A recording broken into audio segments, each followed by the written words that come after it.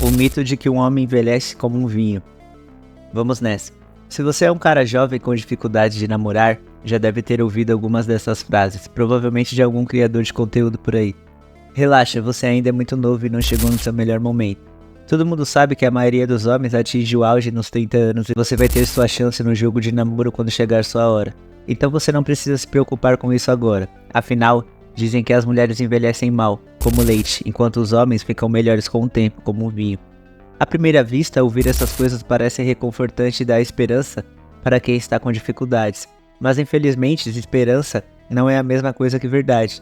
É por isso que neste vídeo vou explorar a verdade por trás dessa ideia de que os homens envelhecem como um bom vinho, mostrando onde há exageros e onde há um fundo de verdade nessa história. Bem-vindos de volta, meu nome é Ian. Meu canal fala sobre as mudanças na dinâmica intersexuais e como a aparência vem tomando cada vez mais espaço nessa dinâmica. Oferta e demanda. Então, sem mais delongas, vamos começar falando sobre o simples conceito de oferta e demanda. Para quem não sabe, um dos princípios de argumento dos defensores do envelhecer como vinho é que os homens acima de 30 superam de longe os homens na faixa dos 20 anos em termos de riqueza, status e renda. E praticamente tudo mais que se refere a ter um estilo de vida superior. Eles dizem que isso dá aos homens de 30 e poucos anos uma vantagem considerável no namoro, já que muitas mulheres vão querer fazer parte desse estilo de vida. Eu não discordo disso em primeiro ponto, pois os dados mostram que é verdade que o homem acima de 35 tem muito mais recursos à disposição. No entanto, eu tenho um problema com o segundo ponto, e isso se resume a simples oferta e demanda. Eu vou explicar. Aqui nesse gráfico gringo que eu tirei do canal do It Waffles, de oferta e demanda, ele está analisando o impacto do estilo de vida de um homem no mercado de namoro. No eixo X teremos a quantidade ou número de homens que pode bancar um ótimo estilo de vida. No eixo Y teremos o quanto esse estilo de vida é valioso, ou seja, quanto de vantagem ele dá a um homem no mercado de namoro em relação à sua concorrência. Se olharmos como as coisas mudaram nos últimos 50 anos, vou mostrar que o valor que esse estilo de vida de um homem traz para a sua vida amorosa diminuiu em dois aspectos, tanto no lado da oferta quanto no lado da demanda. E tudo se resume a este simples fato, em que quase toda parte do mundo desenvolvido, mas neste exemplo eu vou usar os Estados Unidos, o PIB per capita que quase triplicou nos últimos 50 anos, que significa que mais mulheres e mais pessoas ainda têm acesso a dinheiro, tanto quanto os homens quanto mulheres. Isso trouxe duas mudanças para o mercado de namoro. Primeiro, em termos de oferta, o fato de haver agora mais homens com renda maior significa que a oferta de homens com um ótimo estilo de vida aumentou. Há 60 anos. Tem muitos coroa rico querendo dar vida boa para modernete. Se você fosse o único cara com um carro, você chamaria mais atenção, mas hoje em dia, todo mundo tem um carro. Há 40 anos, se você fosse o único cara com um celular, você seria o chefe. Mas novamente, hoje em dia, todo mundo tem um bom celular e um iPhone top. Então é claro que o efeito da mudança no gráfico, que é a oferta dos caras com esse estilo de vida superior, aumenta. E como todos sabemos, o aumento na oferta de qualquer coisa diminui o valor dessa coisa, pois se torna menos rara, portanto menos valiosa. O segundo motivo pelo qual o estilo de vida tem menos impacto relacionado à demanda, ou seja, quantas mulheres estão procurando caras com um ótimo estilo de vida para fazer parte dele. E novamente nesse ponto a demanda diminuiu, o que levou a uma redução adicional no valor do estilo de vida de um homem no mercado de namoro. Isso porque, como os ganhos das mulheres também aumentaram nos últimos 50 anos, a demanda delas por homem com provisão caiu significativamente.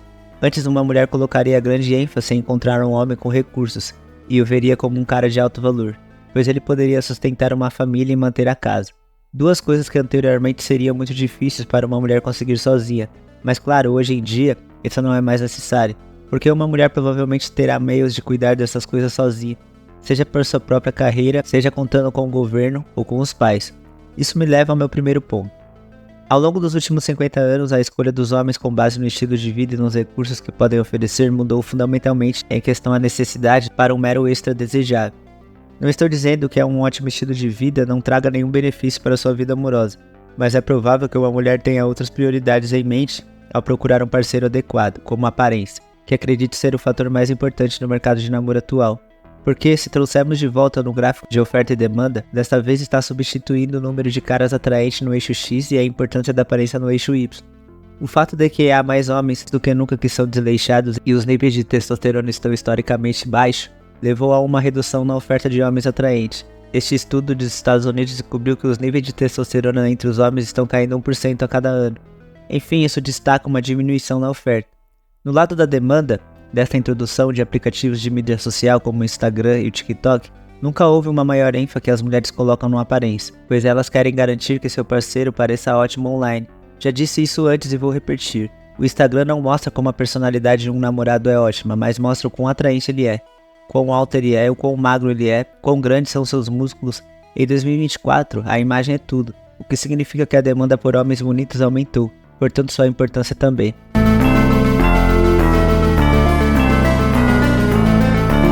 Agora vamos a alguns dados. Claro, muitos de vocês querem ver alguns dados reais que apoiem meus argumentos. Bem, aqui está o Mapa Mundi, que você vê na tela agora. Mostra a diferença média de idade entre casais casados por país. Como podemos ver, os países desenvolvidos como Estados Unidos e Canadá e a maioria da Europa, as diferenças de idade são pequenas, aproximadamente 2 anos entre mulheres e homens. Por outro lado, em países mais pobres, a diferença de idade é muito maior, cerca de 10 anos. Agora há uma razão muito óbvia para isso. Aqui venho falando a todo tempo. O que um homem médio de 30 anos oferece em comparação a um homem médio de 20, você esperaria que um homem de 30 estivesse muito melhor em termos de riqueza e renda e status. Por outro lado, o homem de 20 anos pode não ter essas coisas, mas compensa com a aparência e juventude. De qualquer forma, o ponto é que, em países ricos, as mulheres não estão preocupadas com a riqueza de um homem.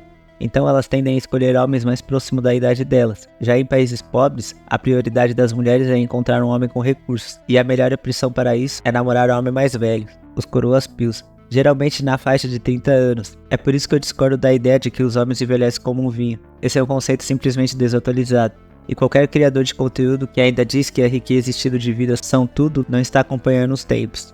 Não é à toa que a maioria dos criadores de conteúdos Red Pill estão na casa dos 30, 40, 50 anos. Nenhum deles tem experiência com namoro hoje em dia. O que eles falam pode ter sido relevante há 30 anos atrás, mas hoje vivemos em um cenário completamente diferente. O mercado de namoro mudou muito. Enquanto o namoro online existir, nada além de um milagre vai conseguir mudar isso.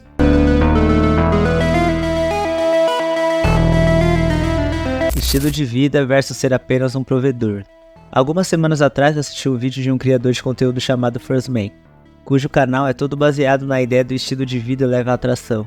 No vídeo ele diz que a maioria das mulheres, especialmente as jovens bonitas e no auge, não quer ficar presa em um escritório o dia todo quando está frio e miserável. Elas preferem estar numa praia ensolarada, relaxando em Barbado. Isso pode ser verdade, mas não vejo como isso seria possível, como isso poderia ser usado como uma boa ferramenta de negociação para atrair mulheres para um relacionamento. Na verdade, acho que o First Man e vários outros criadores de conteúdo que dizem o mesmo estão sendo um pouco maliciosos, como falam para usar o estilo de vida para atrair mulheres.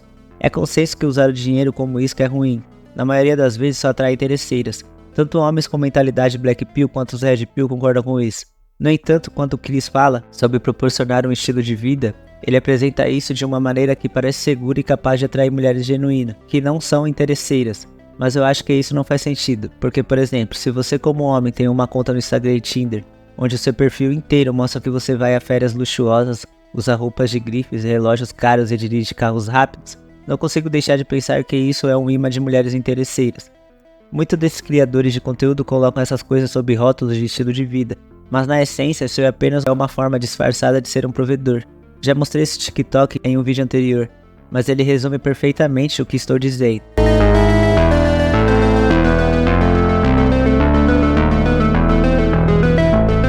Como você viu no TikTok, esse homem está proporcionando um estilo de vida, mas no fundo ele é apenas um provedor se glorificando. Para reforçar meu ponto, no que eu acredito ser a ordem dos fatores mais autênticos de amor e afeição, ou seja, as formas mais genuínas de atração.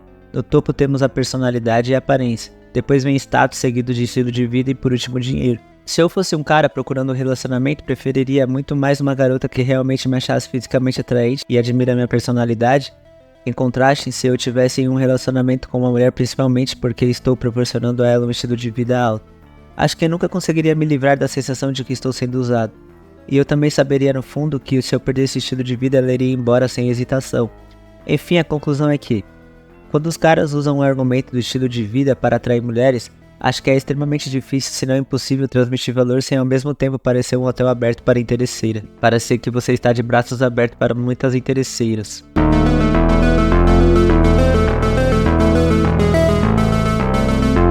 Exceções à regra. O outro ponto que quero abordar é que vejo muitos caras da comunidade Red Pill citando um gráfico que mostra a idade das ex-namoradas de Leonardo DiCaprio. Como você pode ver, nos últimos 20 anos ele conseguiu namorar muitas garotas jovens e atraentes. E sim, que qualquer uma delas completa 25 anos ele termina e encontra uma nova. Ele tem repetido isso apesar de estar ocupado com sua carreira de ator, e sempre consegue encontrar outra mulher igualmente bonita, em poucos meses. O ponto é que já vi vários caras Red Pill usarem isso para mostrar como as mulheres envelhecem mal. E 2, os homens envelhecem bem. Mas acredito que isso só comprova a primeira parte. Quanto à ideia de que os homens envelhecem bem, não mostra isso de forma alguma. A verdade é que a menos que você seja uma exceção maluca, um cara do top 1%, é muito improvável que você consiga namorar alguém de uma geração mais jovem. O que esses dados mostram é que é mais fácil um cara do top 1% encontrar ou substituir relacionamento. Quando as pessoas usam alguém como Leonardo DiCaprio para apoiar seus argumentos, acho que é incrivelmente desonesto, porque estamos literalmente falando do top 1% em termos de aparência, riqueza e status. Isso não se aplica de forma alguma na população em geral dos espectadores deles. Na verdade, quando você olha para os dados reais, os homens comuns, quase ninguém namora da sua faixa etária por mais de 10 anos. Eu acho que o First Man é especialmente culpado disso. Uma maneira comum que ele faz seus vídeos é focar apenas em caras do top 1%. Ele usa esses exemplos para provar e implica que o que eles fizeram é algo que todos podem alcançar. Se esses caras podem fazer isso, então todos podem. Na verdade, no canal dele, ele tem uma série chamada Male Advantage Journey, que é exatamente o que estou tentando descrever, onde ele analisa essas celebridades que estão no auge e mostra os passos que eles deram para chegar lá. Agora esse próximo ponto pode ser um exagero, e estou dizendo que o Chris disse isso explicitamente. Mas a impressão que tenho desses criadores de conteúdo é que é fácil sentar e dizer: basta chegar ao top 1%, mano, que com tempo e esforço qualquer um pode chegar lá. Mas vamos lá, é literalmente chamado de top 1% por uma razão, o que significa que 99% dos caras não vão conseguir. Acho que os criadores de conteúdo como Chris Man estão sendo cegos pelo viés de sobrevivência, que é um erro lógico que se concentra apenas em pessoas ou coisas que passaram por algum processo de seleção, e ignorar aqueles que não passaram, geralmente devido à falta de visibilidade. Em outras palavras, para cada Drake que se tornou um superstar, houve 99 que não chegaram em lugar nenhum. É por isso que quando você assiste os meus vídeos, é muito mais provável que eu use dados com médias e valores medianos, porque eles são muito mais representativos. E na verdade, quando você plota as médias em um gráfico, muitas delas assemelham a uma curva de sino, onde a maioria dos pontos e dados já está muito próxima do valor mediano do meio. Portanto, a maioria do meu público conseguirá se relacionar facilmente com o ponto que estou fazendo, porque são baseados nos caras comuns. Na verdade, voltando ao tópico original, quando você olha para os dados de preferências de idade entre homens comuns no mercado de namoro, tudo aponta para a ideia de que os homens não envelhecem como um vinho. O gráfico que você vê na tela agora mostra idades que homens e mulheres acham mais atraentes, dado da sua própria idade. E os dados mostram que os homens de todas as idades acham mulheres mais jovens atraentes entre 20 e 24 anos, as mais atraentes. Enquanto isso, as mulheres preferem namorar homens 1 ou 2 anos mais velhos. Isso só muda após os 30 anos, quando as mulheres começam a querer namorar homens 1 ou 2 anos mais novos. E o interessante é que quando você liga esses dados à idade média dos casamentos, vê que a diferença se alinha com as preferências das mulheres, não dos homens. Então, idealmente, a maioria dos caras acima de 30 anos gostaria de namorar mulheres uma década mais jovens, mas acabam tendo que se contentar com mulheres da sua própria idade, que é o que as mulheres querem. Isso mostra claramente que quando se trata de preferências de idade, as mulheres têm vantagem na maioria dos homens comuns. Não tem quase nenhuma influência sobre as faixas etárias que querem namorar. É como aquele velho ditado: mendigos não podem escolher. E no mercado de namoro de hoje, uma pequena minoria dos homens tem opções, e são o que escolhe. Quando se trata de população masculina, você vai ter exceções como Leonardo DiCaprio, que tem valor suficiente para ser tão flexível quanto quiser. Mas a realidade é que a maioria dos caras não tem nem perto desse valor, e portanto não tem como ter controle da sua vida amorosa. Para encerrar o vídeo, eu sei que critiquei bastante o Chris, mas me concentrei principalmente nas críticas porque assisto muito conteúdo dele. Provavelmente concordo com cerca de 50% das ideias que ele fala em seus vídeos, e realmente tenho respeito por ele. Acho que o que ele conseguiu fazer com o seu negócio e como ele escalou é fenomenal. Na verdade, a forma como ele vende suas coisas e os seus cupons deve ajudar muito dos seus inscritos, e muitos caras já aprenderam muito com ele. Acho que a parte que mais discordo dos conteúdos Red Pill é de que o homem envelhece como um vinho, e que muitos defendem com tanta convicção. Enfim, é isso para o vídeo. Se gostou, certifique-se de apertar o botão de curtir e deixe seus comentários, pois isso ajuda o algoritmo do YouTube.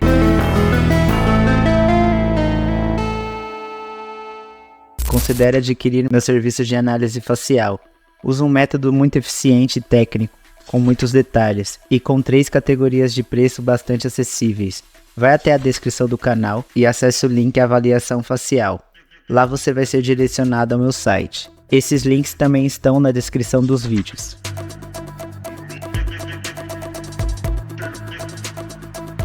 Considere também adquirir meu e-book de Guia de Looks Max em 10 etapas. Lá eu detalho ainda mais cada ponto e faço uma leve introdução da importância da melhoria da aparência e o efeito halo. Além de ser completamente diferente de tudo que você já viu. E ainda pode ajudar na manutenção do canal. É um valor simbólico de R$15. Caso não tenha interesse, acompanhe minha playlist de Looks Max, que está excelente.